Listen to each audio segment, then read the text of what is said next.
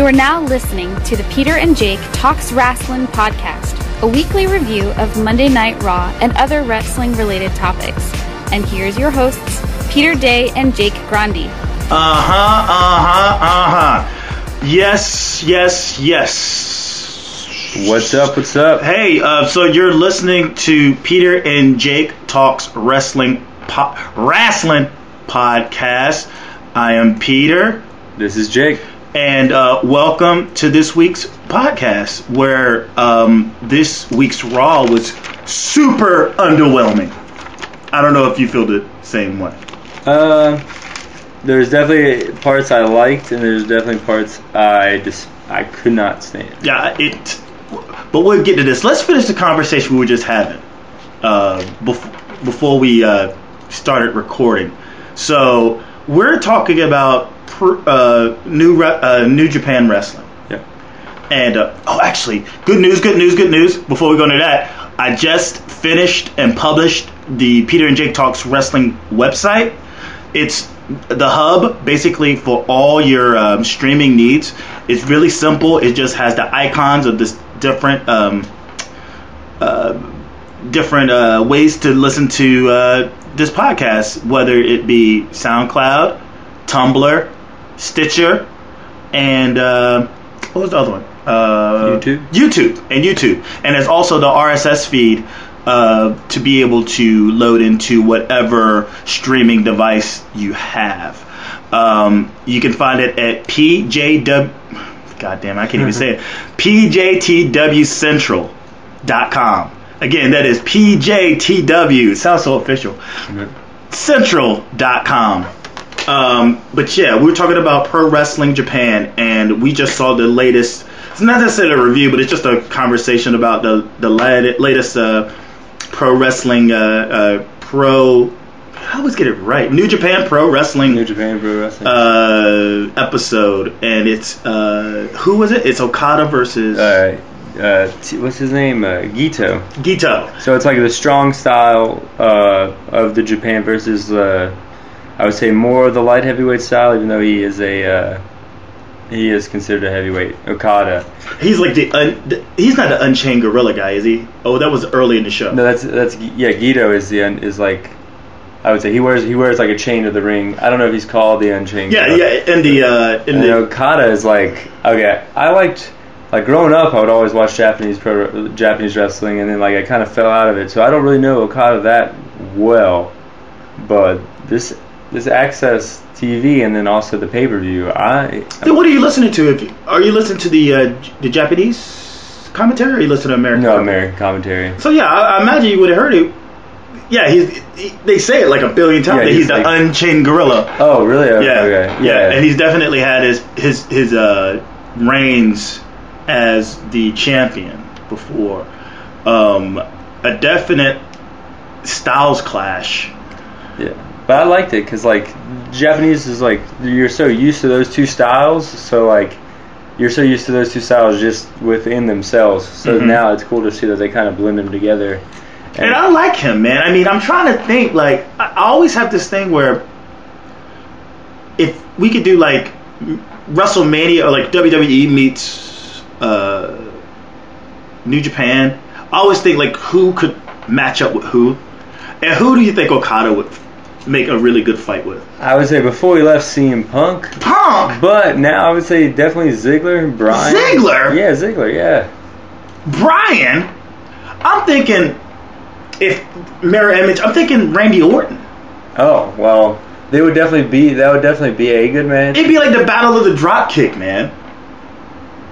Yeah, I can definitely see it, especially with he did the DDT with the dude's legs on. Yes, the he does that move. Yeah. He also, like, the Rainmaker pose is very similar to Randy Orton's. I love the gimmick too, the rain. Yeah. But like his pose, when he gets on the turnbuckle and Randy Orton like brings his arms out. Yeah. And then he does the Rainmaker where he expands his arms and the camera kind of zooms out. That's like my favorite thing to see, man. You would definitely say Tanahashi would not necessarily be a good match against Cena, but definitely Tanahashi is the Cena, and like in all his air guitar ways.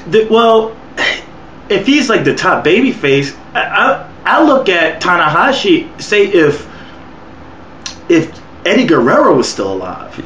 Like seeing those two guys go at it. But I would say someone now, the closest that I could probably get to, it would be Seth Rollins.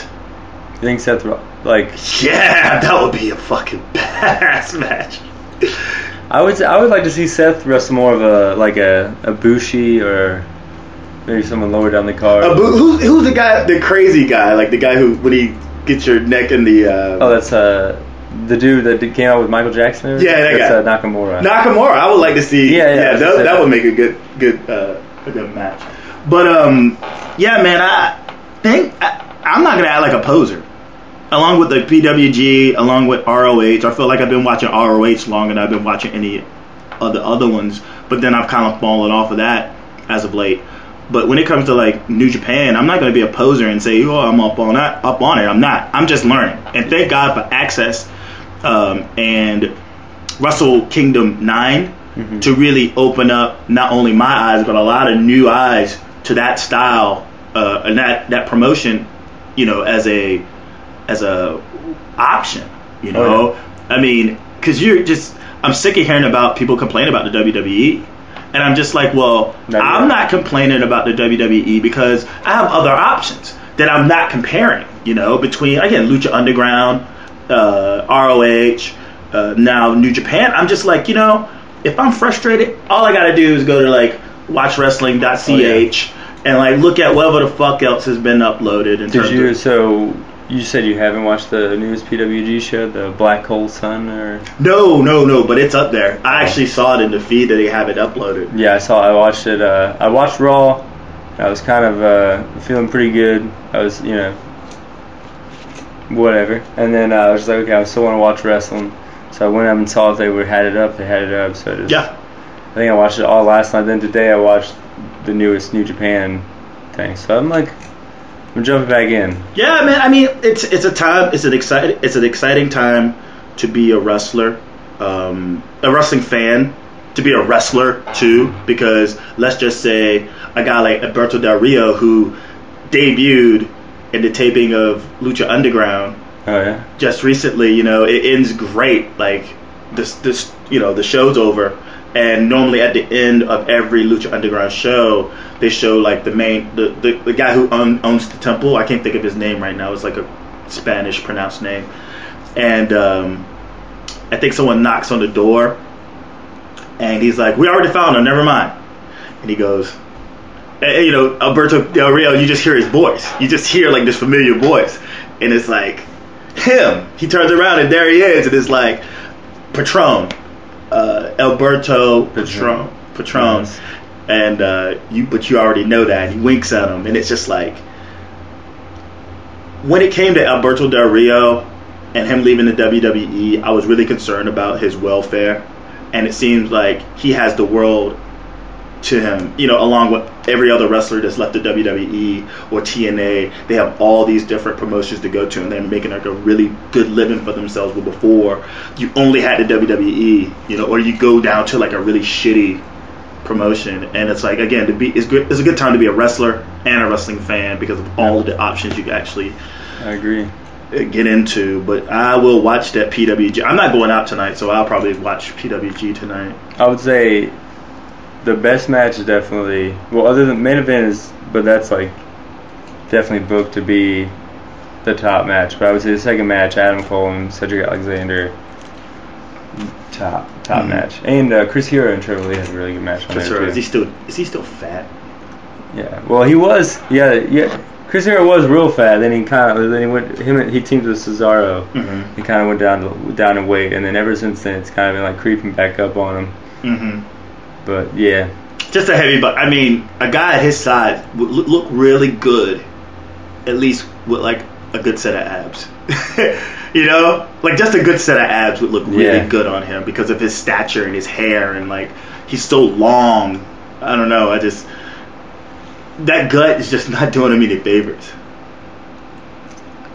He's definitely not. Yeah, you're right. I mean, he's definitely doesn't have the WWE body. I don't want to say WWE body. There's a lot of people in WWE that don't have a body. I just go, with a build his size, it'd be awkward to look at Finn Balor with that same gut. Oh yeah, he wrestled Tanahashi on the. So that was kind of cool to see him now that he's in WWE wrestling. You know, kind of. They say like I read and I would always. But it was a bum match. It ended dumb. It was like because he was part of the Bullet Club. Yeah, he was pretty much AJ Styles, and then when he left, I don't know if there was a little overlap. I don't know enough about it, but I do know that he pretty much replaced him. Okay, because he was a bastard. I mean, it was just like, it wasn't like a clean win. That's the only thing. I'm just like, whoa, that's not a New Japan Finn Balor or Prince Devitt match I want to see. Yeah, well, yeah, I see that. That was just too screwy. That's what you get with the Bullet Club. Yeah, but being a new person to the promotion, you hated him. Well, I just thought, I'm like, if you're someone new watching it, much like myself, and you see that, all you know is like what you heard the stories, you watch NXT, the last thing you want to see is him be dirty. You know? I see that, yeah. Yeah, so it's kind of like, I want to see the awesome, Prince Devitt, not the dirty, screwy, everyone interferes with his match kind of thing. I see what you're saying. And is there anything else? But yeah, just a quick, if you haven't watched New Japan Wrestling yet, here's what they're doing on Access. What they're doing, they're just, because Wrestle Kingdom 9 was like kind of like their breakout, like a good breakout for the American audience. They're actually going back I think everything is from 2013 that we've been watching. So you're starting from 2013, whatever what do you call it? G1? Yeah, the G1, but the IWGP. The first episode was the IWG title match, which was Tanahashi and Okada the first time, which was the 2013 Wrestle Kingdom, which was Wrestle Kingdom 7. So that was the first match that you watched, and now it's going back. It's kind of like Star Wars, where you saw the big battle of them, and then it's like, this is why it's a big deal. Yeah, and this is why it's a big deal, and I think it's some of the best amazing was marketing ever. I mean, it's awesome. It's great marketing because they're striking the iron while it's hot. Oh yeah, and it's like they understand that we as Americans, the bulk of us as wrestling fans, have no idea what their product's all about. So they're going all out of their way to tell us the story that leads us to the payoff, which is Wrestle Kingdom 9 and why the storylines were happening. And I'm just like, that's so fucking genius. Like Lucha Underground, they give you like a backstory on everybody. Yeah. So you're not just like just watching just two dudes in a ring, I definitely like it. So yeah, if you haven't watched it yet, if you're listening to this, you haven't watched it yet, Did you hear about what they're doing? This is kind of news. It came out that they're helping fund Noah. Yes. So that's a pretty big deal. That's All Japan and New Japan. I know in the 90s, when I was a kid and everything, and I was just like being introduced to what this was. All Japan, New Japan was like the WCW and WWF, and then All Japan was older, but it's still around, but it's very. Giant Baba, the main booker, the guy who got it off his feet, is like he passed away, so it's kind of just falling down. And Noah was like an upstart from that, and now they're getting funded by New Japan, which means like guys like I think like Shelton Benjamin's in Noah, Colt Cabana, Chris Hero, all these guys are. Well, they did the Noah invasion match on Wrestle Kingdom 9. Yeah, and they won. So I guess that's saying so. Maybe that would be a good development league. That might be like the NXT. Because if you watch, Noah's always been really good, but the crowds are not like they're not like a New Japan crowd. It's it's a lot smaller. What? That was another guy in that Well, I guess in that it was like a 4-on-4 in Wrestle Kingdom. It was another guy that was in that promotion that came over from WWE. I cannot think of it. It's not Davey Boy Smith, is it? Yeah, Davey. Okay, his kid. Yeah. Okay, but no, his kid. I think his kid is actually in New Japan, but through someone else. I have to watch the match again, but I just remember saying like, oh man. I want to say the guys that are former WWE that are now in Noah. Yeah, I want to say it's definitely probably Davey Boy Smith. Okay, that's what I was thinking. Yeah, okay. And then I think that might be it. Shelton Benjamin. Shelton Benjamin. Yeah, I think that might be it. Shelton Benjamin. and then Cole Cabana, Chris Hero, guys that are more known for their other work. Okay. How far are we? We're 15 minutes in. Let's go ahead and go into Raw. Yeah, dick pic.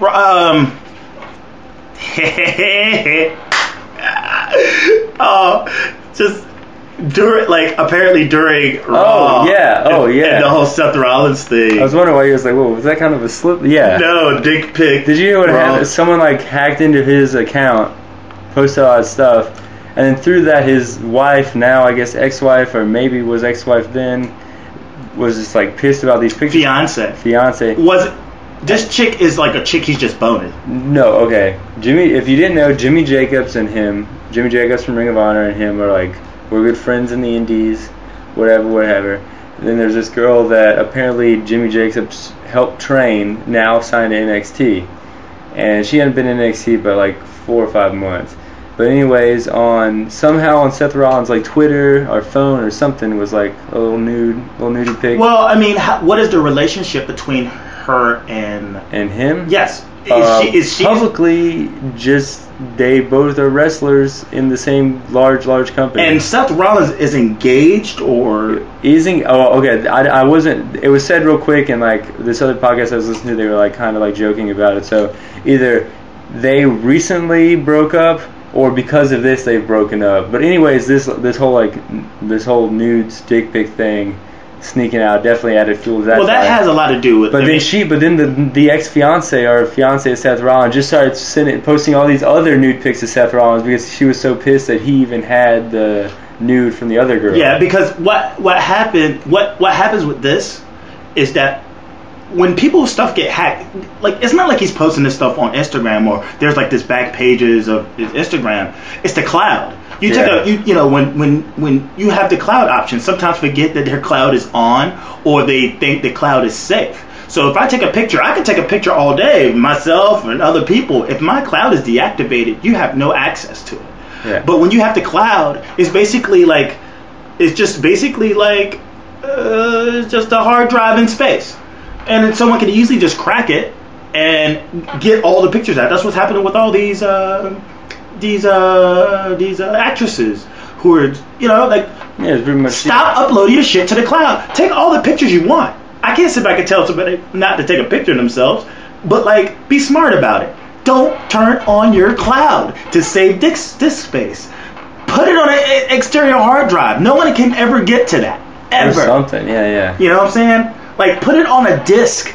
Put it on an actual physical disc so you have it as backup. But once you upload that shit to the cloud, it's anybody's game. So she should know better. And now it's just like, well, I guess what's happening now is if Seth Rollins getting any trouble, is that they have an adulterer on their fucking roster. Well, Seth Rollins is claiming that the same person who hacked his account also hacked her account and then like put them all out there together to make it look like it was just Seth Rollins. That's what he's claiming. And then she's claiming that it was a Snapchat picture that he had apparently saved. Mm-hmm. Those are the two sides. And then there's the third side. Do you see the little number up at the side?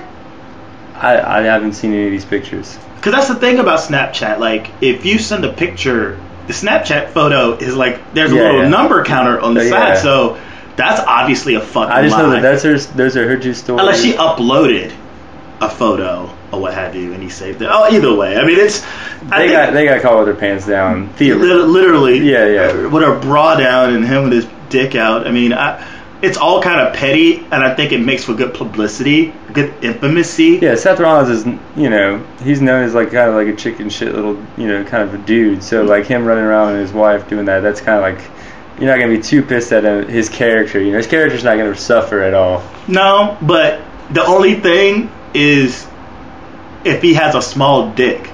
Oh, that's what. Because I have no interest in going the Brett Favre thing. Yeah. To see what his dick looked like. I don't give a shit. I mean, it's a dick. Yeah.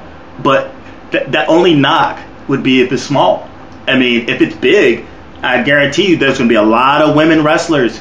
I mean, a lot of women watching the product. You're going to see a lot of gay dudes watching the product, too. I mean, this is what it is. I mean, if he's got something to be proud of, then, fuck yeah. But if it's small, that's when it's a real problem. Well, I mean, I guess we'll see in the coming weeks. Yeah. I don't know.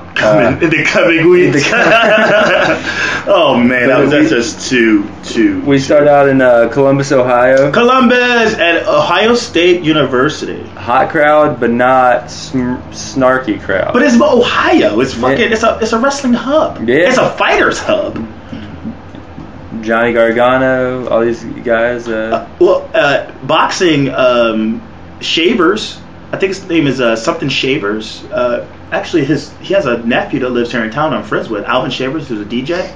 He was like, his uncle was like the heavyweight champion of the world. He was from Ohio. Nice. Yeah. Well, yeah, they definitely liked it then. Roman Reigns came out. His promo was better. I think they're putting like a little edge on him. I don't want to say heel, but I'll say like just a little edge. He's not cutting nursery rhymes. He's just saying he's gonna kick this dude's ass. I think in terms of Reigns, I think they handed the reins, no pun intended, over to Brian. No, to Heyman. I think Heyman's like, give him to me. Oh. Let's make this right. And he's basically.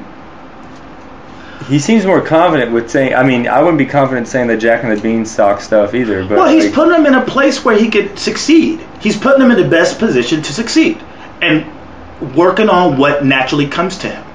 Yeah. And that is being that way, being very soft-spoken, to the point, and direct.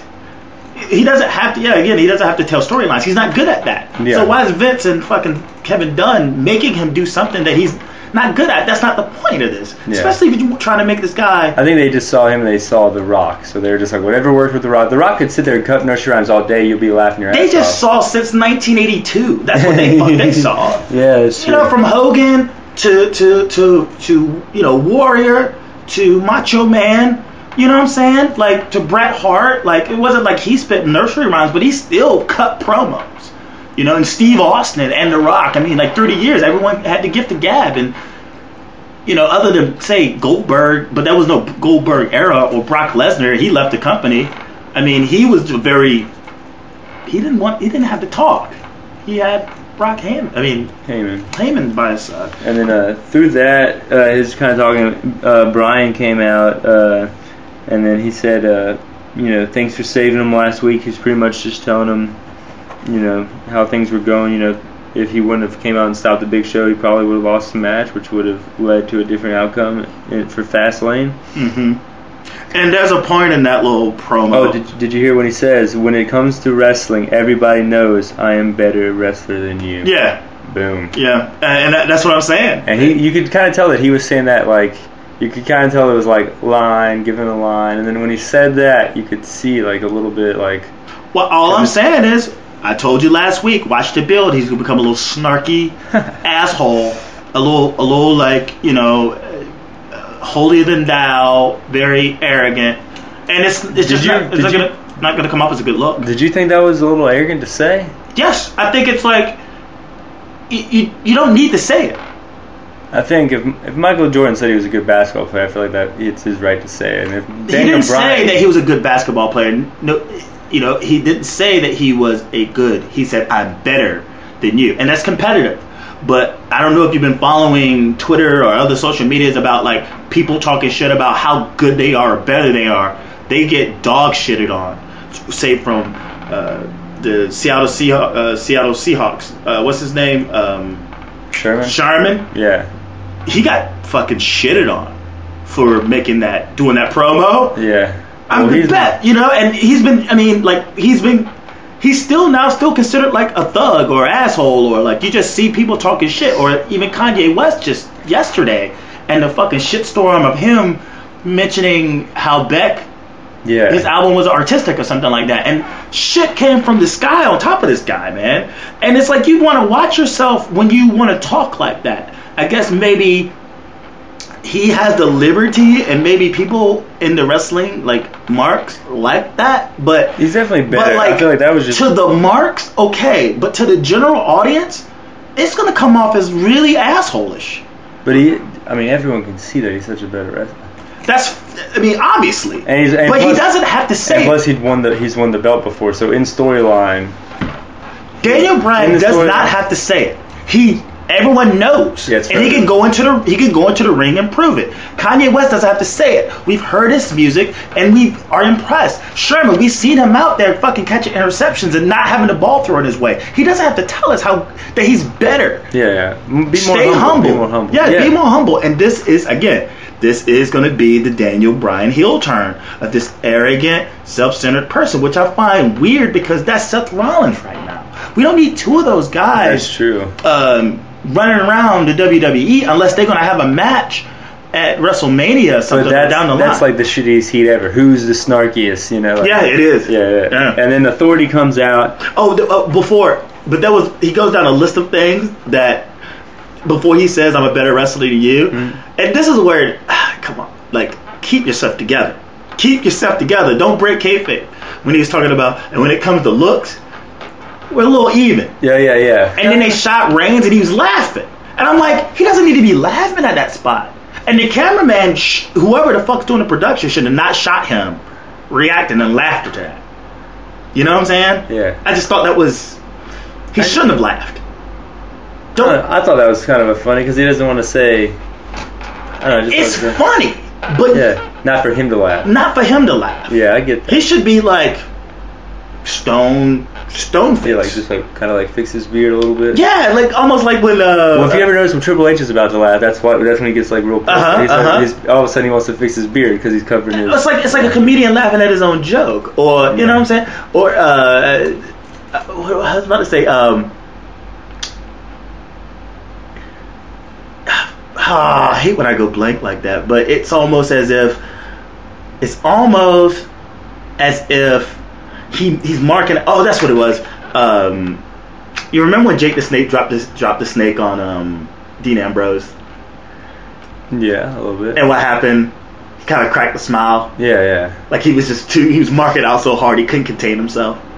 He's smiling with this because Damien's on him. It's kind of like that. Yeah, totally. Like you can't do that. You just can't. Yeah. I mean, but you were cool with Triple H hugging the kid, but you're not cool with Roman Reigns cracking a joke made. Well, that wasn't something that was broadcast on camera. That was something that someone noticed away from the camera. Okay. Well, I mean, if someone's like, so we're holding the cameraman more accountable to breaking kayfabe than the wrestlers.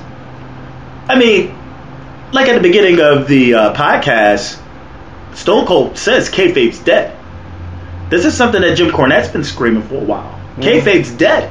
So, I mean, I understand the idea of Triple H in that situation when the camera's not directed on him and he doesn't have any sound and he's done made this kid cry and he's like, oh shit, I gotta, control, like, what do you call it? Product control. Mm-hmm. Roman Reigns in the ring, he's in storyline. He's on the camera, and if he breaks, he loses credibility, and it's seen by everyone, not by someone who's just happened to be in the vicinity who tweets it out, and then all the fucking everyone sees it. And all the marks.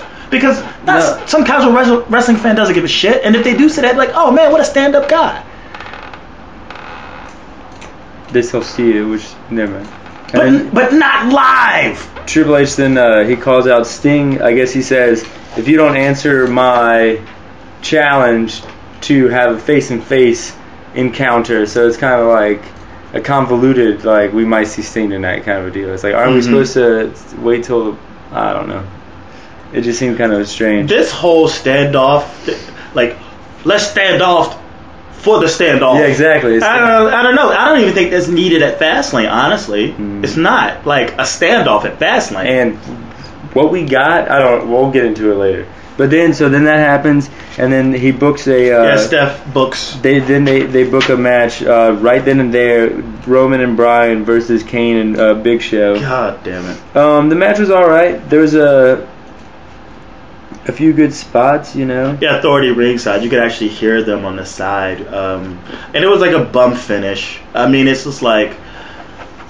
Yeah, it's one of those... Bryan and Roman win by a DQ, and then after the match... But it's like, I don't even think they won DQ. I just think it was like a no contest. Because it was something as simple as... Because they do this sometimes, like when When They've done this before. The authority's about to lose, and they'll just ring that bell.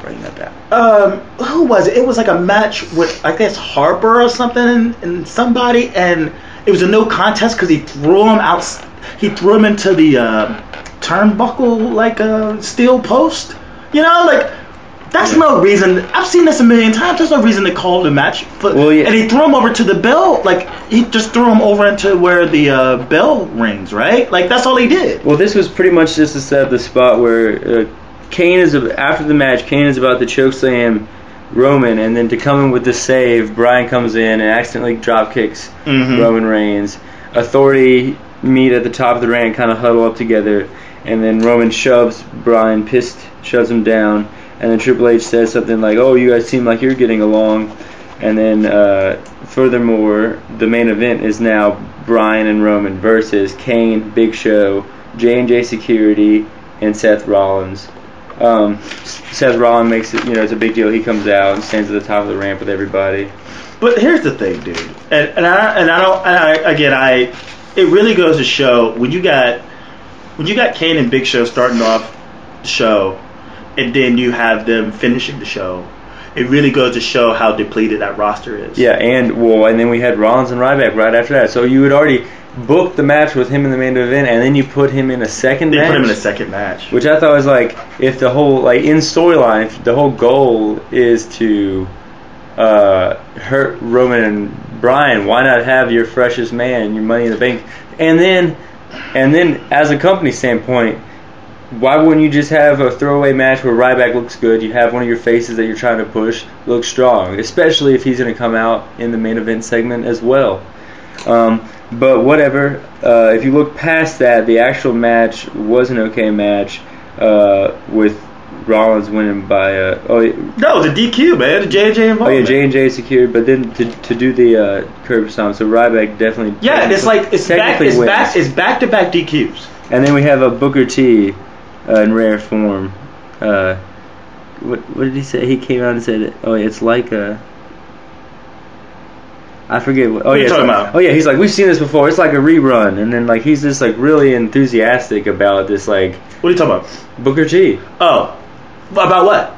About this match. He just seemed excited about the match. Ryback versus Rollins? Yeah, like after the match, he's like, this is like a rerun. We've seen them attack him so many times, and just like saying all this stuff. Oh yeah, that was the thing. He goes, another DQ. Are we gonna have DQ matches all night? Which, okay, I hope King is healthy and everything, but it's way more exciting to have someone like Booker T who's excited about the product. King does not watch SmackDown. I don't think he's watched since like 2000. He stopped watching the product unless he's there. So he doesn't know half the shit that's going on. He's just has he's just an earpiece. You're bringing up King because? Oh, you're just saying it's just better. It's just better to have Booker there. Yeah, I think And I think they could maybe do like Booker T and Michael Cole on SmackDown. Well, here's the thing about Booker T, and this is what's different between him and Cole, and say with JBL, who can basically, when it was just Cole and King, JBL can basically take over the entire commentary. I mean, let's just take it over.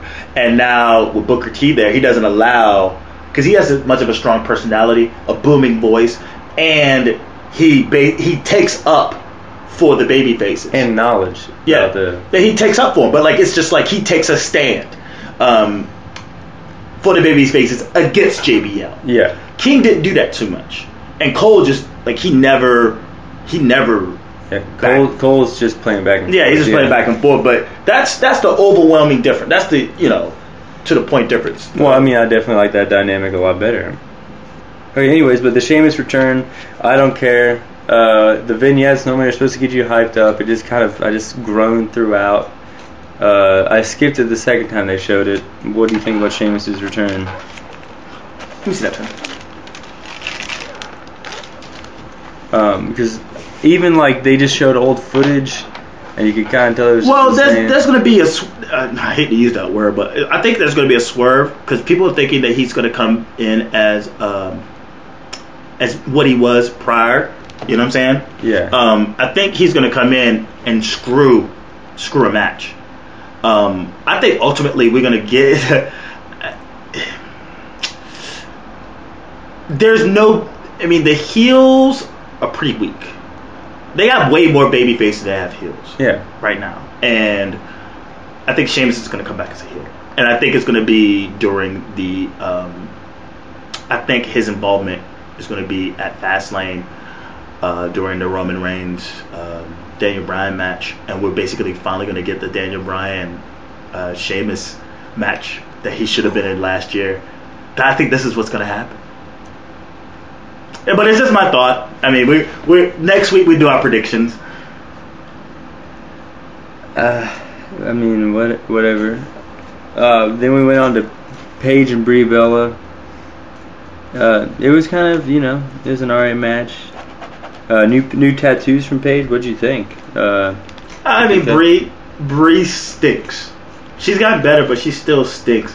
Her whole demeanor is just so. Oh yeah, corny. Cole also said that it was going to be a Divas champion. Divas champion was in action, and then the Bellas came out, and then they introduced Brie instead of Nikki. So Cole kind of messed up a little bit there. I mean, not a big deal. Yeah. Not a big deal, but I caught it. We're listening, Cole. And I just Brie mode and all that stuff. They give her her own music, right? Which is actually pretty cool. I mean, that's not the Total Divas theme, is it? I don't think so. No, okay. It's a pretty awesome theme song. What you think about it? Like, it stands out. It's different. You would think whoever has it as a diva is going to come out and kick some ass. It's not like, Kelly's theme or like, it's it's energetic. And it screams babyface. It screams babyface. And she comes out and like she sucks. I mean, it's just her versus Paige because Paige can wrestle, and people forget because Paige had a really good super kick to end it too. Yeah, she's got to become so convoluted within like the Total Divas and whatever WWE storyline with all the rest of the divas that that puts her wrestling ability on the back burner. This match shows leaps and bounds apart that she is from, say, someone like a Brie Bella, and it's kind of weird where she goes in, she has a pretty decent match, and she hits that fucking DDT armbar finisher, and you go like, why can't they showcase this woman more? If it was up to me, I'd just take her back to NXT. Paige again? I mean, just in terms. I mean, obviously, I don't want to take her away from the money, but like, being that she only gets 2-minute matches, maybe, and she's on Total Divas acting like a fucking idiot, it's like I don't know who Paige is anymore.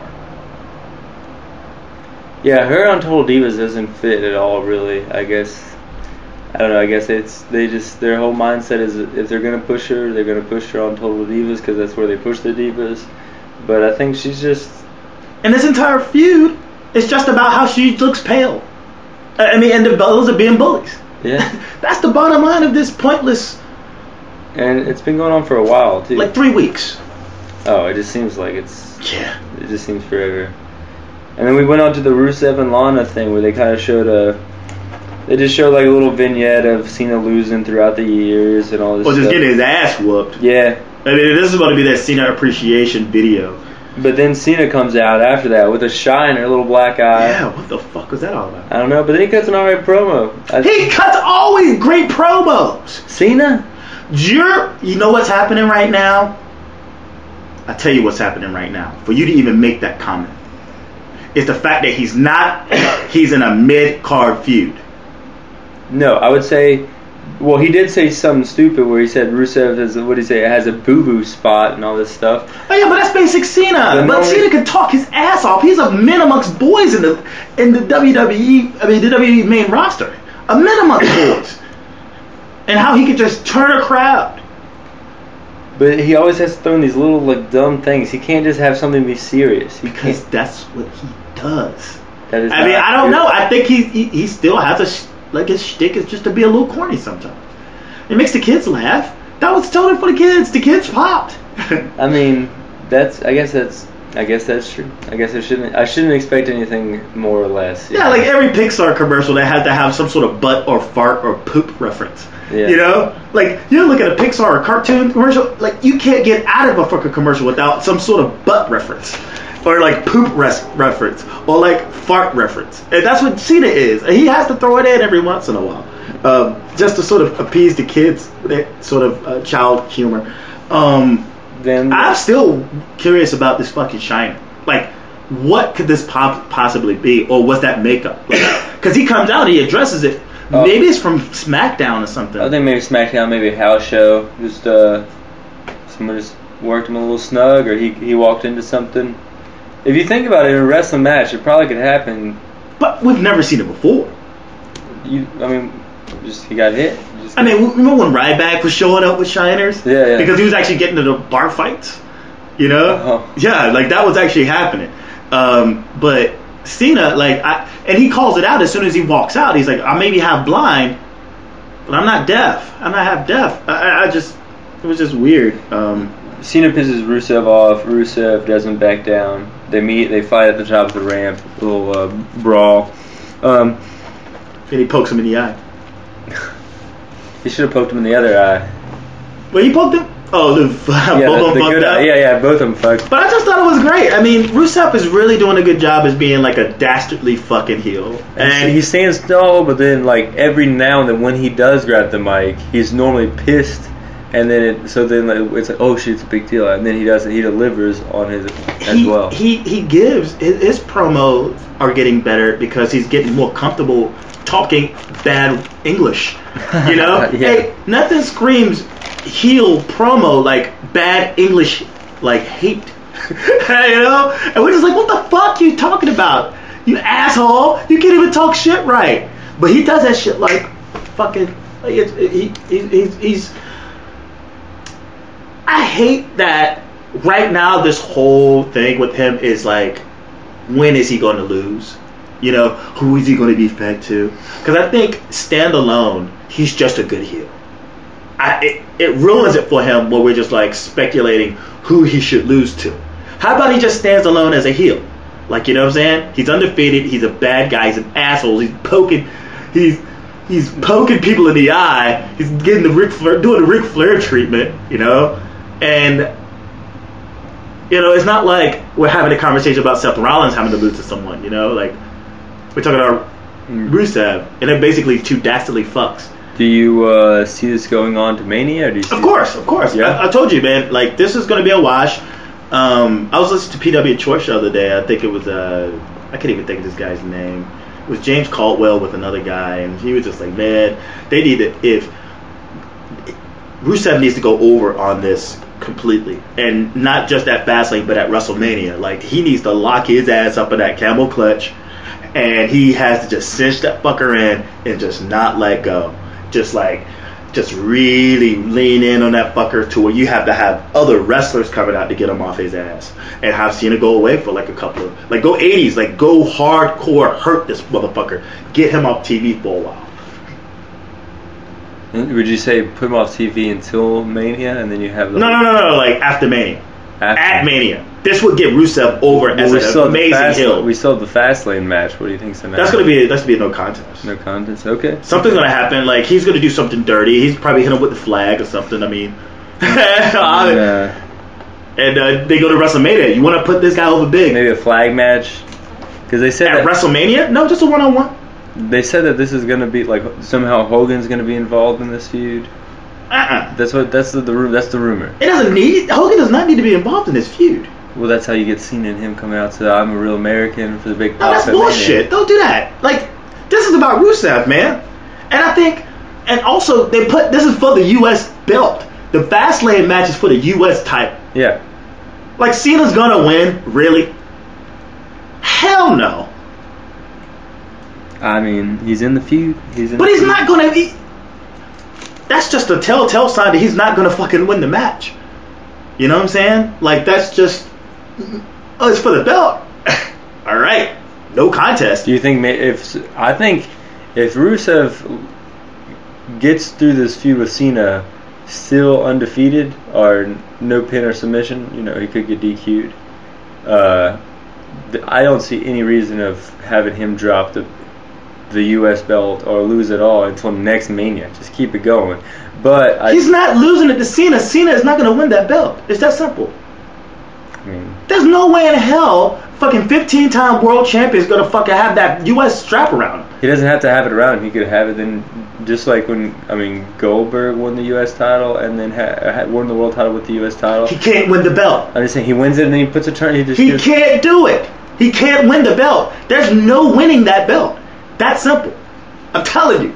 This is going to be a no contest, and Cena's going to be like, oh, this is bigger than the belt. This is about pride. And they're going to go to WrestleMania, and they're just going to have a beltless match, and Rusev better fuck him up. Better fuck him up. And say, you want to do something big, have Brock Lesnar beat Reigns. Then, if we want to save somebody, have Reigns' road to redemption is to take out Rusev. And win the U.S. belt, start from the bottom, build up to redemption, and get his rematch against Brock Lesnar maybe later on. Because Lesnar's not going anywhere. Lesnar's not going anywhere? His contract's up in Mania. Yeah, doesn't mean they're going to renew it. That's why he would be going somewhere. Well, they can renew it before now and then. They're not going to. There's more money. UFC has more money to offer. He still has to go through the fighters guild, or what the fuck that's just called. The board of fighters. They have to say yes, you're able to fight or not. You know. And why wouldn't they say yes? Because he has a piece of intestine taken out of his body. But he's fought after that happened. No. Yes, he has. Yes, he has. He fought Cain Velasquez but that was diverticulitis. No. While he had. No, after. Yes. Because the reason they fought was because he didn't lose the UFC heavyweight title, and they still had a preliminary champion, and then Cain Velasquez beat the preliminary champion. Or no, Brock Lesnar beat the preliminary champion, and then his next opponent was Cain Velasquez, and then he lost to Cain Velasquez. He's had 3 or 4 fights after the diverticulitis. He's not coming back. He's had 4 or 5 fights after the diverticulitis. I'm telling you, bro. It's not about him winning or losing. It's about the money. Brock Lesnar does not mind losing for money. It's always been about the money. I know it's not about the money. I'm not talking about winning or losing in the UFC. I'm talking about him just being able to be told that he can actually fight. They're going to say, like, no, you're not healthy enough. They're not going to worry about that with the money coming in. We'll see, dude. UFC, think about it. They signed CM Punk. Then they waited to have these test results of this last fight posted. They posted those. That came out the day after the fight. That's pure publicity, pure money. Because if they did come out, they would show that the one dude, Silva, had steroids in the system. But wait a minute. And it proved that the other guy had weed in the system. But wait a minute. So that shows you that they're willing to put someone in the ring, in the cage with someone who's on steroids, which is the whole purpose of steroids being bad in the first place. And it shows you that they're all about the money nowadays. Well, that's not good for Dana White to have that information and have it break out like that. That's a bad look for the UFC. Yeah. Because next to Bones Jones and now, I mean, that's back to back. Oh, yeah, Jones got caught with coke, right? Yeah, I mean that's back to back fights. That's not a good look for the UFC. I mean, like, it's just bad. I think recreational drugs are recreational drugs, but if you did not pull Silva out of the fight after you tested him to prove that steroids were in his system, I don't think they had the results yet. I'm just saying. I understand. I mean, they probably do, but I don't think they had to. I don't think they had it. I don't think they had it, but I think it was by design that they didn't have it. Yeah. Does that make sense? Yeah, that's the point I'm making. Yeah. By design they didn't have it, and that's a bad look. But then Punk has he actually been?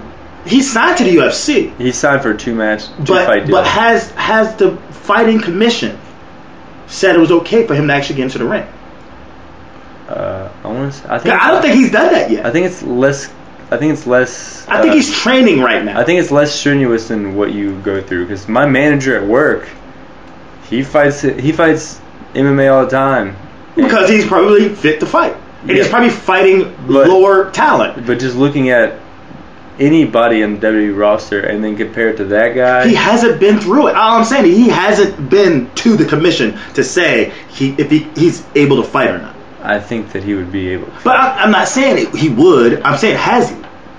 Has he gone through the trial? Has he gone to the commission?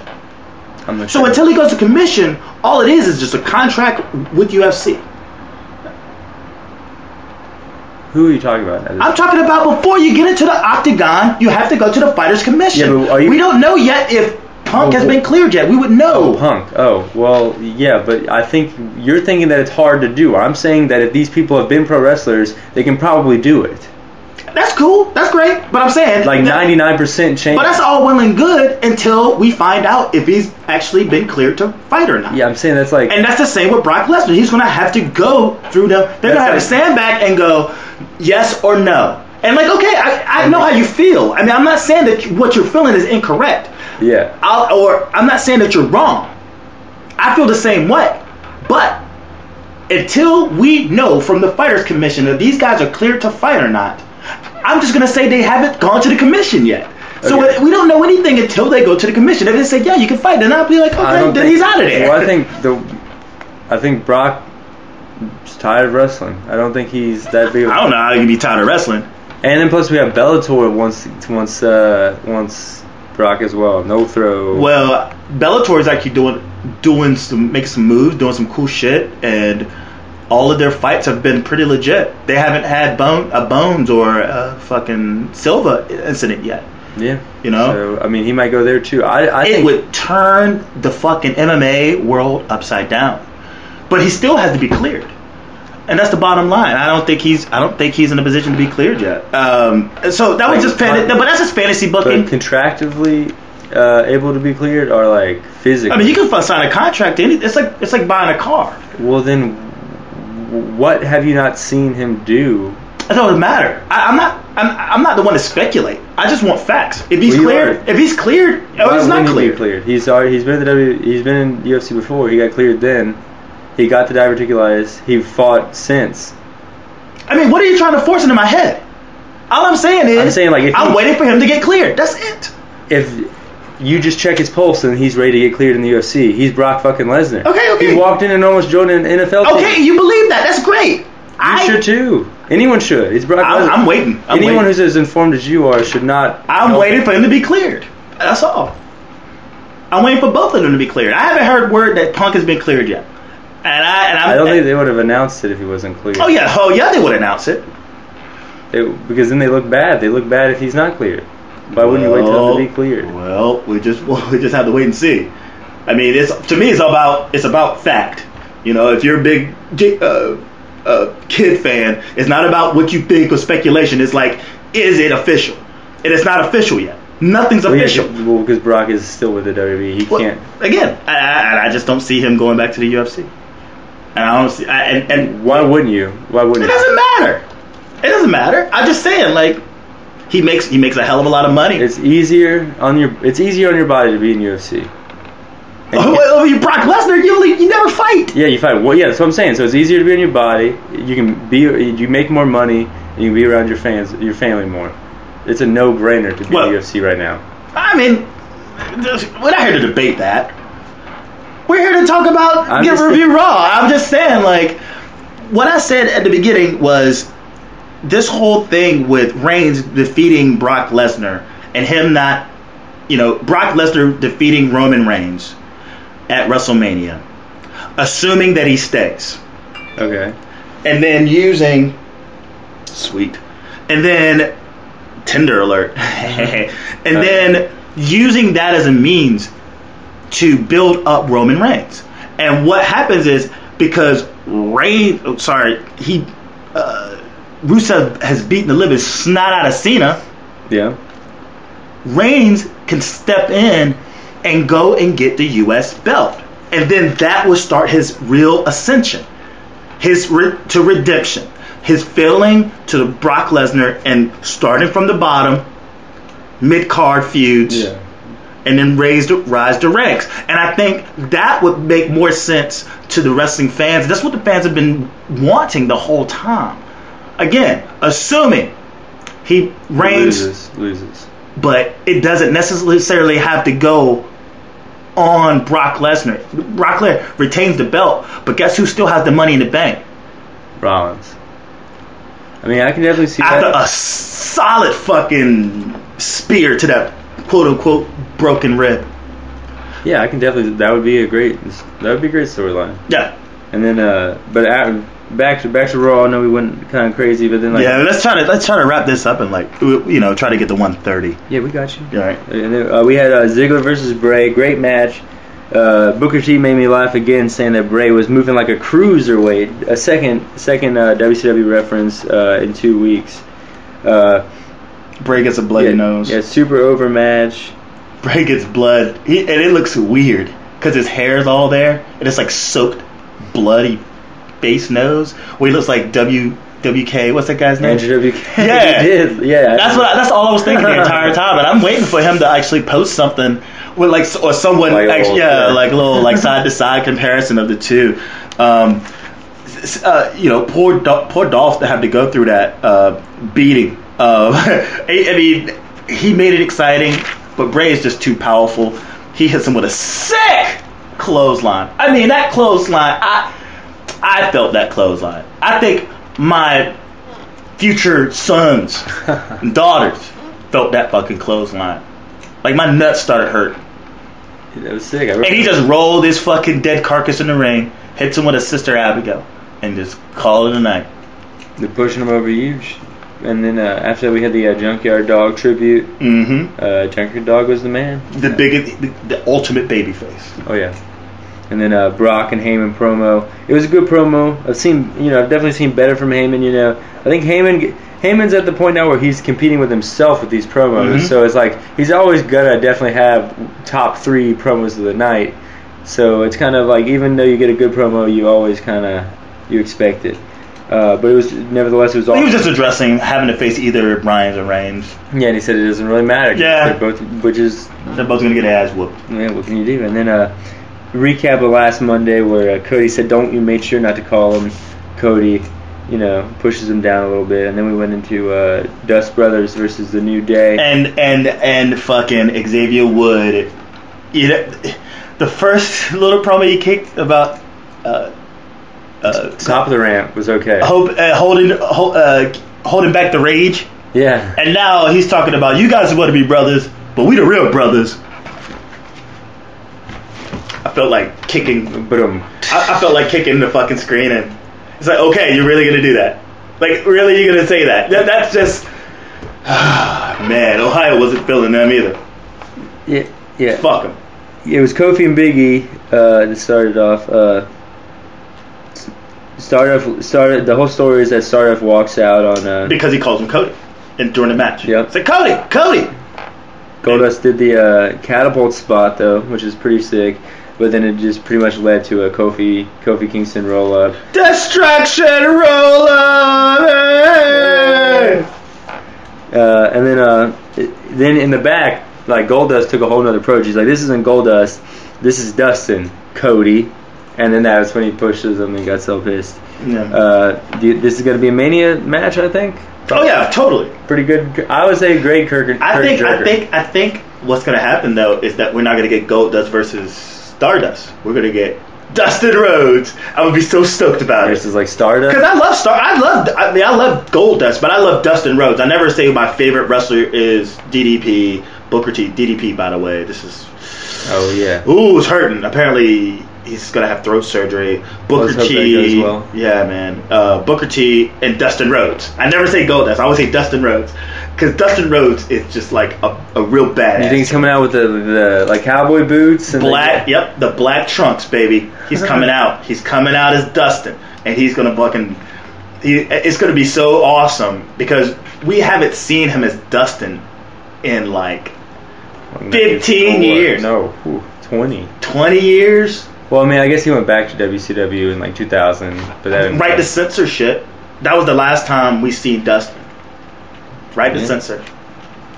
Wow, I remember he was. Was he right to censor? Because he was like, he will return. He will return. I remember right to censor was Ivory. Steven Richards was the leader. The Good Father, and then Bull Buchanan. But they might have had Dustin Rhodes in there. Yeah, because his whole thing is he had all of a sudden become like sort of a white.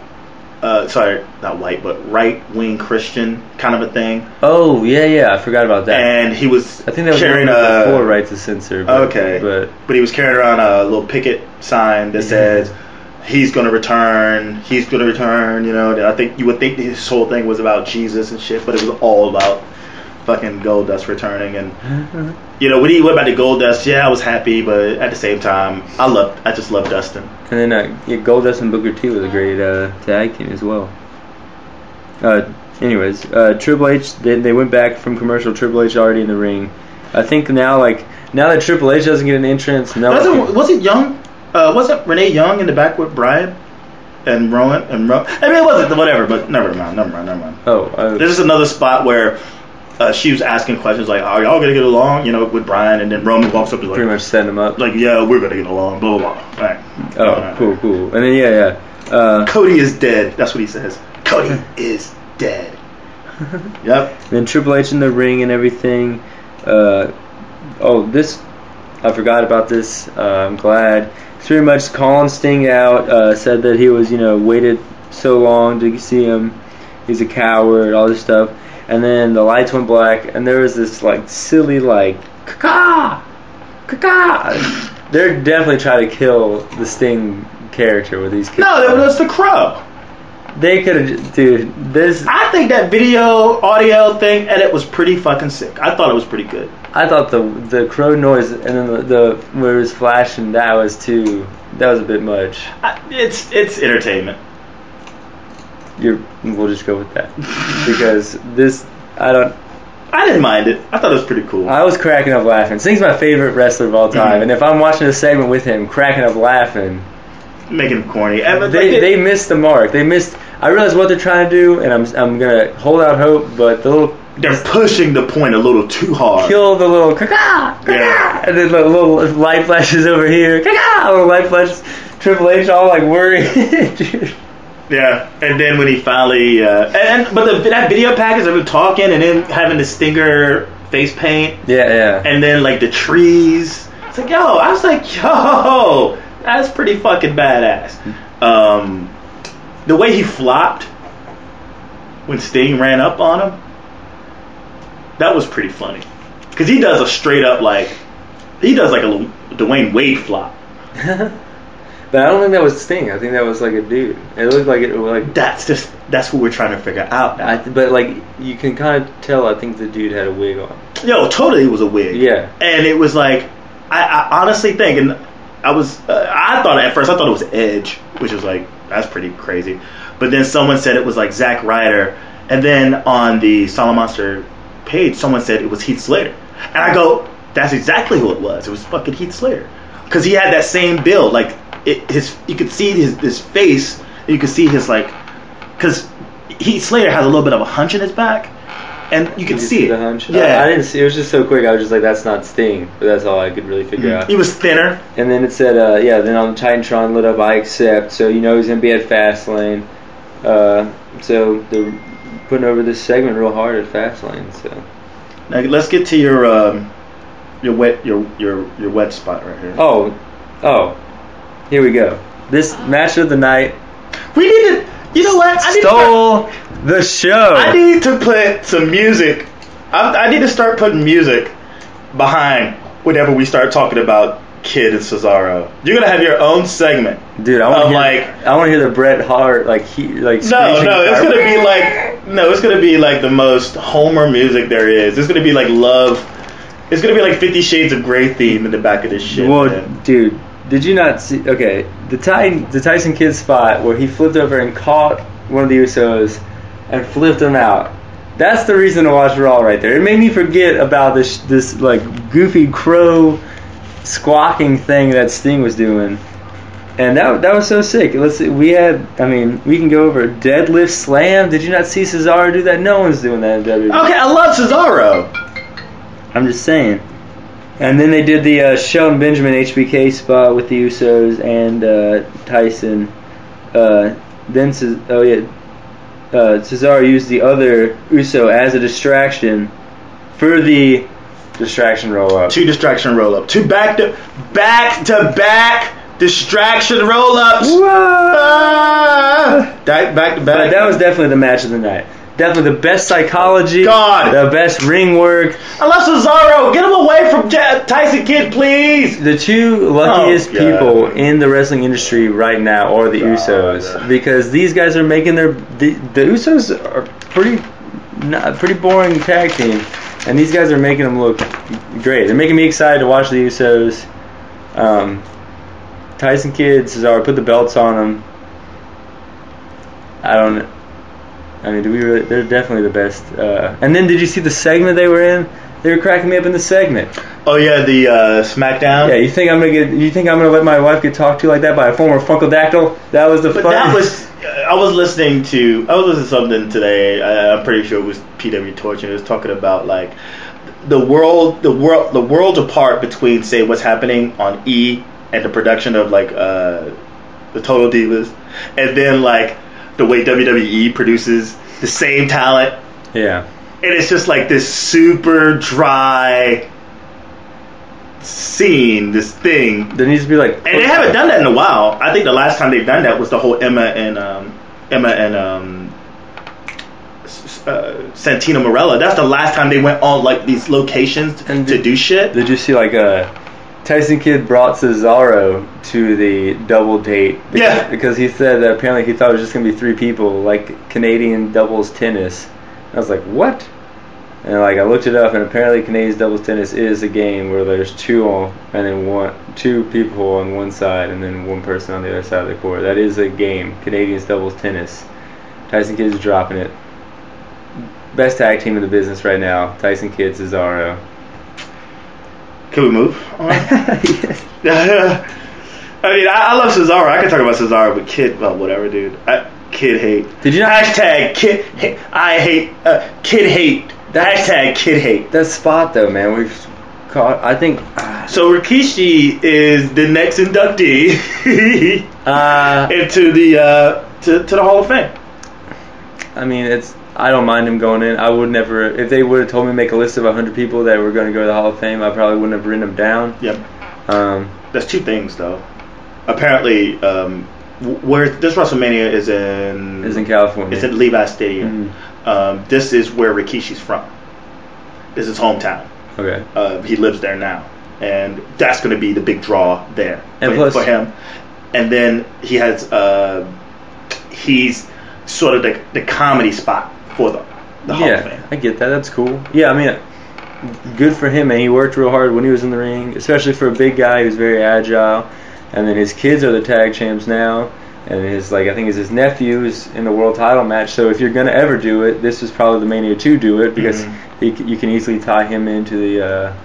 The only thing that I disagree about this tribute and this Hall of Fame thing is that I forgot he won the IC title. His accolades. He does have accolades. The only thing they really focused on was his ass in this thing, and then his sons. They don't go into like what he was doing prior to ass Rikishi. Yeah, you know. And I just felt like that was an injustice to his Hall of Fame, because he's Rikishi. He's going in as Rikishi. His father and his father's tag team partner. The Samoans are in there. The Rock's in there. The Rock is where? Is in the Hall of Fame. Rock is not in the Hall of Fame. Oh, really? And his dad is. Rocky. Okay, then Yokozuna's in there. Yokozuna's in. So I think we're getting around like 5-6 people now of this family. That just shows you how good this family is. Well, I think it goes to show how the Samoans are a huge part of the WWE family. I think they're stronger than the Harts, damn near. Like they're as far as people. Yeah. Because a staple. Yeah. Because you're talking about Jimmy Fly Snuka. You talk about like who's the other guy? It's gonna hit me in a minute, but nevertheless, it's that whole Samoan, and I'm not sure where Tamina went. Oh, yeah. Who was probably like the baddest ass diva on the roster at the time, you know, the biggest, you know. She was like AJ's buddy for a while. Yeah, it turned into like a weird lesbian thing. And then that kind of. And then it just went away. Then she just vanished. Maybe she has shit to deal with. And we had Sin Cara versus Mizdow. Miz was made Mizdow get him like a water halfway through the match, and then pretty much your third in a row distraction roll up. Sin Cara winning 2 times in a row on Raw. I don't think that's happened since like 2013. But well, yeah, and you remember that time where this is right before the whole like sexual assault charge happened, but like Slater was on a win streak. Yeah, like that was pretty awesome. And now he's getting that. And Cesaro, not Cesaro. I apologize. Sin Cara. That definitely builds to his NXT cred. Because the Sin Cara thing is a bust to a certain extent, and they're trying to salvage it, but it sucks. They're not trying to salvage it as much as advance the Miz feud, very much like the Ascension, who did not even show up this week. And I didn't even think about that. And the Rhodes feud. I didn't even think they didn't show up. Then we had a great Bray promo talking about Find Me, that like him and certain people exist, on a world beyond. Yeah, I wish he would have kept the blood. I wish they would have somehow like. Oh yeah. I wish this promo was after the match, so when he still has the blood in his fucking nose and his beard. Oh, that was so disgusting. I'm pretty excited about these promos for Mania already. Some of the packages for Bray, and then I'm hopefully going into Taker. If they don't, we'll see. I can see them just being like, nope, 180. Taker's wrestling Rollins, Bray's wrestling Ziggler. I've been thinking about the whole Undertaker reincarnation shit all week. Yeah. Oh, I'm gonna email the Solid Monster that and see if it goes over. Like, would an idea like this go over? Could you imagine, like, Baron Corbin, like, after a match, right? He's beat somebody, right? And then all of a sudden, the lights go out and the Undertaker shows up to sort of take him with him. That crowd at Fort Sale would just lose it. Oh, you think you see it happening at NXT? Like him going to get him at NXT. Oh, wow, yeah. I'm just saying, it's all fantasy booking, but it would be beautiful, man. And then we had a pretty much a squash match. Axelmania! With Curtis Axel and Dean Ambrose. Dean Ambrose wins, and then a little IC title promo. After that, you still kind of he shouldn't be. Well, he hasn't been able to sniff the world title, so why not? And what he wants to do is his whole thing. He wants the belt because he wants to be on that wall, the wall of champions. Yeah, so that's like kind of makes sense. He wants to be on the wall of champions. That's his only thing, and he wants to. Because the wall of champions means a lot to him. So that means that belt means a lot to him. So I don't like talks about making the belt relevant, whether it's the U.S. belt or the Intercontinental belt. It's not about making it relevant. It's about whoever's holding it being important to them. That's it. That's not going to necessarily, because Cody had the Intercontinental belt. And he made it a big deal. And nothing really came of it. So him wanting the belt isn't going to make it any different, I think, as much as Cody. It's like, well, his ascension of doing it the right way started from the bottom, mid-card feud, get the belt, and then you see him with the belt, and now he has championship experience to get to the higher belt, which is the WWE belt, which he's going to get one day. Within the next 2-3 years, he's going to get it. There's time. You think so? Yeah, there's definitely time. I hope so. I watched the rivalries, the Hulk Hogan, Roddy Piper, WWE special, and they had Dean Ambrose basically giving his 2 cents about, Piper. He was a talking head throughout the video, and all I could see was just like, I think they're going to give him that Piper role. Like, I mean, I already thought that already, but like, it's more apparent to be in the mindset of a Roddy Piper. And then you have Dean Ambrose as one of the more abundant recent wrestler talking heads in the video. Yeah. I just thought it was cool. I mean, I hope nothing but the best for him. Yeah, bad news comes on the screen with his B and Z or whatever. I don't have a lot to say about that. It's just knockoff of TN. I guess I hope they don't make it into one of those talk shows like the Cutting Edge or the highlight reel. Well, it only sucks that they debut this B and Z shit now. Like real quick. Like, oh, this is what I'm doing. That could have been right 2 weeks before he's about to drop the strap. You know, unless once he drops the strap, that could be his new thing. Yeah, because Bad News Barrett, I mean, that was a WWE YouTube thing, you know, and that's pretty funny. I think they still should go with it, but if they're just trying to stay relevant and stay current, to do something like I just hope they make it funny. As what's that shit? The Crime Time, when they were doing their little skits, they were really funny. I think it could be something funny, like he catches people like just like real small stuff, like, oh, you went up to use the bathroom, you put your food down, and it's like another wrestler comes like sneaks some of his food off. Well, I'll just talk about straight up tabloid. Let's do some tabloid on some wrestlers on the lower card, like Zack Ryder caught shaving his back in the bathroom, you know? A reason to have a superstars match. Yeah, and have like tabloid stuff, like having paparazzi on them, like Titus O'Neil is like trying to go to the movies, you know, or like Sin Cara, he's caught almost taking his mask off, kind of thing, and it's like Sin Cara, like that's B&Z, you know, he can actually play off of the lore talent, you know, Big Show eating a sandwich, you know, and them teasing how big a sandwich a big guy has to eat, you know, like TMZ, like B&Z. I think it'd be cool. I didn't write anything down for this main event. I never do, because 3 hours, I am beat.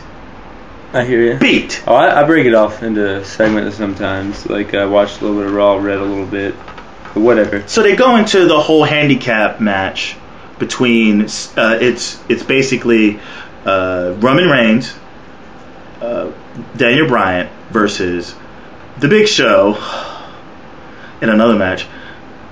Kane in another match. Seth Rollins in another match. J&J Security.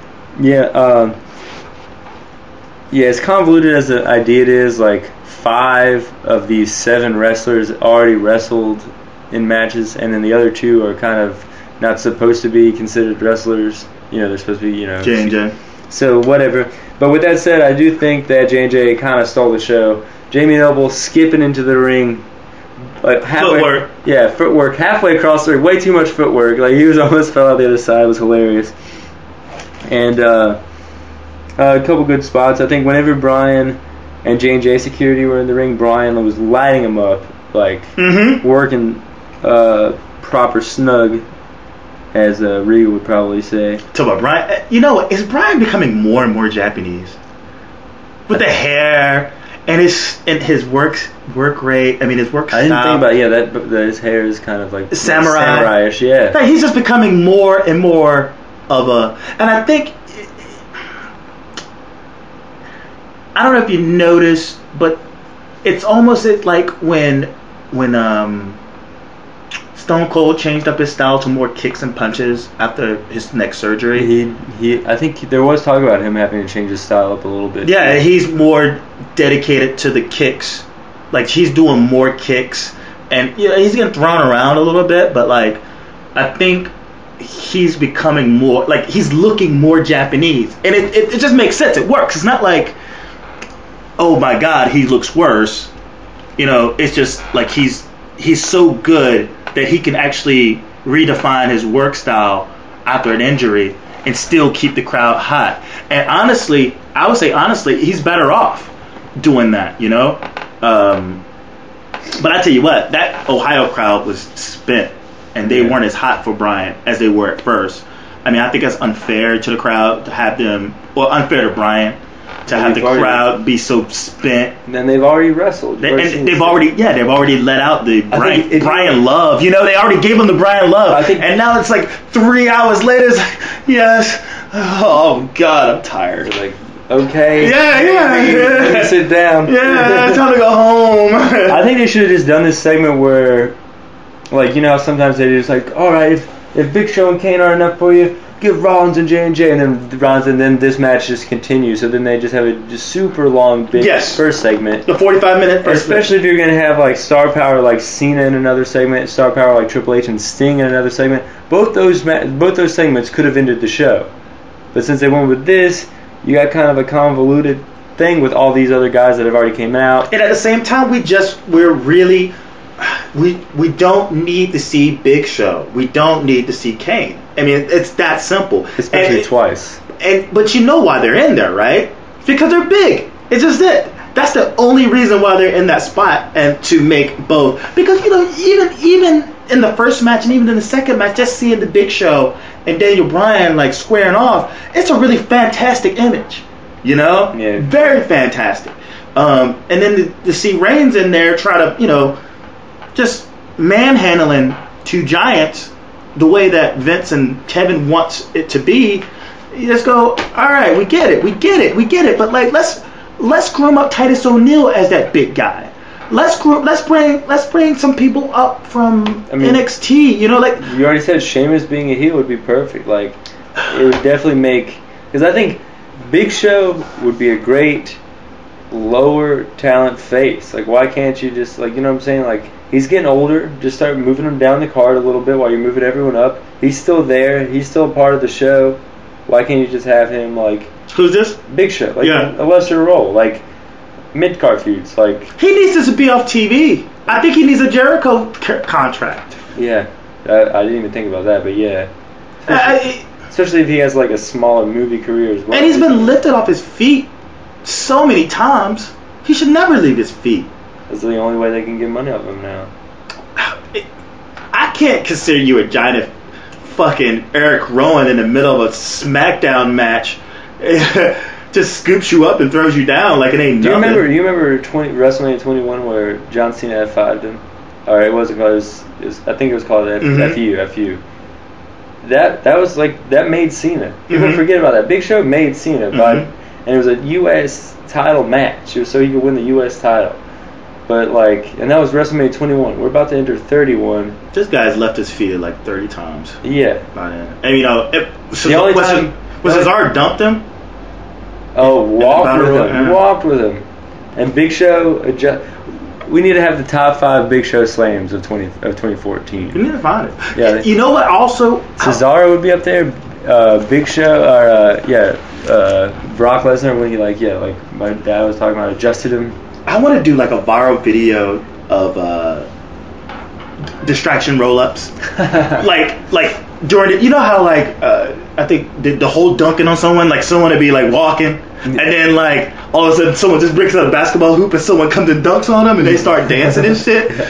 I feel like they could maybe, and this is something I could talk to someone about, like the distraction roll-up, and then someone going to like a coffee shop to order like a mocha, and then someone just comes out of nowhere and just rolls them up, and then like a guy in a wrestling outfit, a referee top, then he does the tap, and everyone just starts cheering when the guy's on the ground, like what the fuck? The dude already has the coffee. He's like no, he doesn't have the coffee yet. I'm saying like to pour some sugar, and then he just gets rolled up, spills the coffee everywhere. Like I'm thinking more.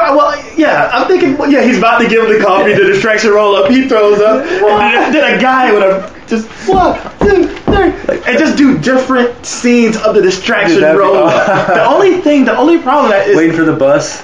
Yeah, when the bus comes up, and then it's like, what? And then the ref just comes out of nowhere. Where are these refs coming from? The ref comes off the bus. Yeah. That would be great. That would be so awesome. That would be so awesome, like the distraction roll-up series. Hell yeah! I mean, we got a whip. The only problem is, you want it to be live action, but a distraction roll-up, you could possibly risk concussion. That's the only thing. Like rolling up, you're going. That's true. Back. I mean, you would have to roll them up to where they have to curve their back. Roll on their back to their shoulder. Yeah.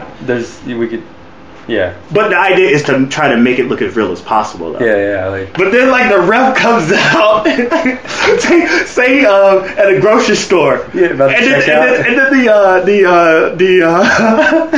the ref comes down The little yeah, he comes out in the conveyor belt. Yeah, he would have to come out in the most unique ways. He's like a bag boy. He just rips off his shirt.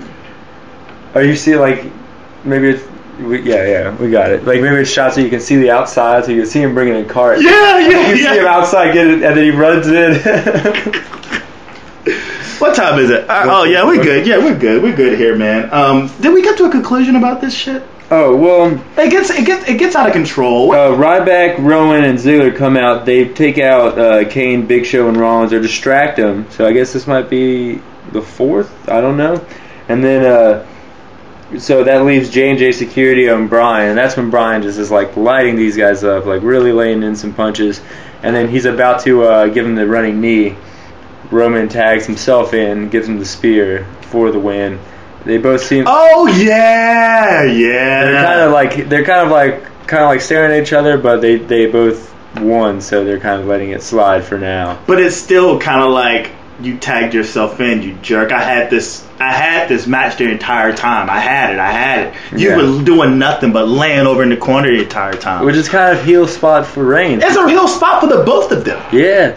So these the top faces you have right now are wrestling each other, and they're both acting heel. Should be an interesting Mania. Because he pushes him. Yeah. Reigns pushes Bryan. Well, no, that was at the beginning. Yeah, the beginning. But like they're just basically going back and forth, and it's like, oh yeah, like look. And Stephanie and Triple H have this smirk on their face. Look. Oh, we got them like, playing this weekend. 2 weeks. It's a week and a half. So next week is the go home show. Oh really? That's the same weekend as the PWX live pay-per-view. Are you serious?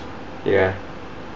Thinking about going to that and then watching the replay. Yeah, the replay. Yeah, I'm thinking about doing the same thing.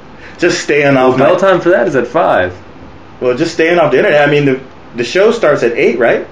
I mean, the PWX show, the show at Ziggy's with that we're going to. Mm-hmm. Yeah, we're going to the show with featuring the Young Bucks. I think Moose is on it. Cedric Alexander. But that show, they said bell time's at 5. So a 3-hour show, we'll get out at 8. We could come home by 8:30. We'll talk about this all. Yeah, we'll talk about it. Yeah, but So this concludes another podcast of Peter and Jay Talks Wrasslin. Be sure to stop by the website. Hell yeah. It's very simple. I mean, I'm happy with it. PJTWCentral.com. And you can also go to the Twitter account, which is PJTW Central at Twitter. And what's your JG Pro Wrestling, or at JG Pro Wrestling on Twitter. Mm-hmm. And that's it. And I don't have a Facebook anymore. Got rid of that too. And talk about your Faster Than... Oh yeah, Faster Than the World podcast. We have a few episodes up. I think it's picking up a little. 3 episodes up, picking up a little bit. We got a big pay-per-view tonight for NXT, and then we should have the big 2-hour show. Able to talk about that this weekend. So, what is this episode they haven't heard yet? This episode they haven't heard would be the February 7th edition. So it's got the Bull Dempsey Baron Corbin match from last week. It has Hideo Itami versus Finn Balor. Oh yeah, that was on there. Mm-hmm. Wow, yeah, it was pretty good. You had Sasha Banks versus Bayley. No, it was the other. What's her name? Becky Lynch. Becky Lynch was baby, but Sasha got involved. And then this pay-per-view we have tonight, if you don't watch NXT, this would definitely be a good one to start. Oh yeah, who else? Adrian Neville versus. Yeah, this pay-per-view tonight is can be Adrian Neville versus Finn Balor, which I rewatched their match in Japan. But for the podcast, you do your predictions. Yeah, we did our predictions. So if you listen to this and you haven't heard Faster Than the World podcast yet, go to pjtw.com, click either of the click either of the links, go to the Faster Than the World podcast playlist, where you will find not only this podcast, you will also find Faster Than the World, where he reviews NXT. You will also find conversations with different Twitter people. And so far, it's just me and Headliner 5, a.k.a. Nathan. What up, Nate? We're going to be having a discussion this Friday. We're going to go over, probably talk about NXT. We'll probably talk about the podcast with Stone Cold and Triple H, and some other wrestling news. We like Court Bauer and Pollock. Well, we just talk about like wrestling news and how we feel about both stuff. So, not to cut you off, but the NXT. What were we saying? Oh, I was just reviewing the show. It's going to be great. If you haven't watched NXT yet, this would be a great show to start just for the great wrestling. Sami Zayn and Kevin Owens are the main event for the NXT World title. That's El Generico and Kevin Steen, if you didn't know. And that match had already been a feud in Ring of Honor, and it already won Dave Meltzer's Feud of the Year for that year. Which I think is nonsense. That's happening that quick? Yeah, it's fucking, it hasn't even, it's February. Yeah. And then Adrian Neville and Finn Balor, which is Prince Devitt and Pac in Japan. So if you just type that in, you'll already see that they had a great match in Japan. So I'm really excited about this because you already know it's going to be great. Baron Corbin and Dempsey and Bull Dempsey are in a no DQ. These guys have already wrestled twice in the last few weeks. So Dempsey's been has his ass handed to him. Yeah, I think he's about to get his ass handed to him. They're gonna give him 3 straight losses. Someone's gotta lose to have someone go up, and Corbin's looking strong, so It sucks, but what can you do? So yeah, go check out the Faster Than the World podcast, and next week is gonna be this week was the review on the 7th show, the February 7th show, and then predictions for NXT TakeOver Rival. And then next week is going to be a review of Rival and the follow-up show. No, because it's Wednesdays, right? Yeah, which is the pay-per-views today. Uh-huh. The pay-per-view just takes the place of a normal show. So you're going to both review both? Are you going to No, you're right. So it's going to be up this Saturday. Yeah. Okay, all right. I got my days mixed up. So when you wake up and you're enjoying your coffee Saturday morning, football's not around anymore. So yeah, man. Again, pjtwcentral.com, motherfuckers. Boom. And thank you for listening. We're the fuck up out of here. We're gonna watch some damn NXT TakeOver Rival, and then I'm gonna upload this shit and maybe eat some food and maybe get some booty. Peace. You have been listening to Peter and Jake Talks Wrestling Podcast. Please tune in next week.